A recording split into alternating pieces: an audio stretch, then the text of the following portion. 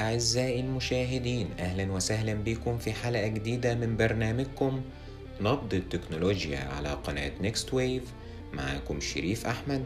في حلقة النهاردة هنتكلم عن أخطر الاختراقات اللي حصلت السنة دي، وهنشوف إزاي التكنولوجيا بتتحدى الأمن السيبراني. قبل ما نبدأ ما تنسوش تعملوا لايك وشير وسبسكرايب وتفعلوا زر الجرس عشان يوصلكم كل جديد. هل تخيلت في يوم إن بياناتك الشخصية ممكن تتسرب؟ أو إن مستشفى كاملة تتوقف عن العمل بسبب هجوم إلكتروني؟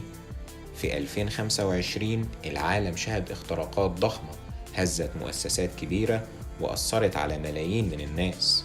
نبدأ مع سلسلة المتاجر البريطانية الشهيرة ماركس أند سبنسر. في إبريل 2025 اتعرضت الشركة لهجوم رانساموير أدى لتسريب بيانات شخصية لآلاف العملاء زي الأسماء والعناوين وتاريخ الطلبات. الهجوم تسبب في توقف الطلبات الإلكترونية لأكثر من 3 أسابيع، وخسارة في القيمة السوقية عدت المليار جنيه استرليني. الهجوم ده نسب لمجموعة هاكرز تعرف باسم سكادر سبايدر. وفي إبريل 2025 برضو نظام الصحة ييل نيو هيفن هيلث في أمريكا اتعرض لاختراق أدى لتسريب بيانات أكتر من 5 مليون مريض.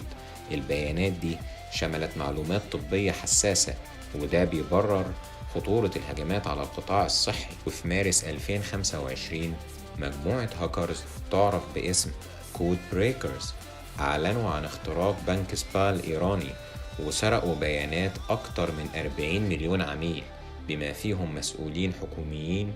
والهجوم ده كشف عن ثغرات كبيرة في البنية التحتية المالية لإيران. وفي مايو 2025 الهند واجهت هجمات إلكترونية ضخمة استهدفت البنية التحتية زي السكك الحديدية والمطارات.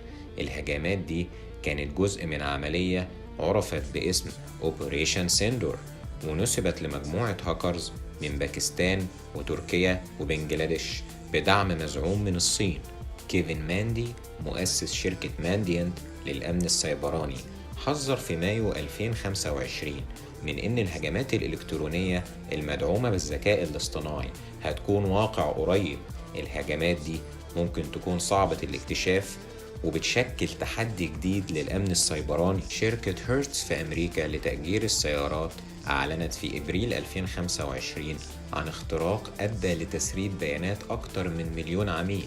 البيانات دي شملت معلومات شخصية، وده بيبرز خطورة الهجمات على الشركات الكبرى. كل الاختراقات دي بتأكد إن مفيش جهة محصنة ضد الهجمات الإلكترونية سواء كانت حكومية أو خاصة. لازم نكون دايما على وعي بالتحديات دي ونعزز إجراءات الأمن السيبراني.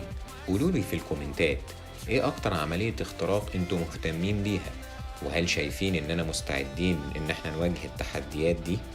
ما تنسوش تعملوا لايك وشير وسبسكرايب وتفعلوا زر الجرس عشان يوصلكم كل جديد. كان معاكم شريف أحمد وبرنامجكم نبض التكنولوجيا على قناة نيكست ويف. مع السلامة.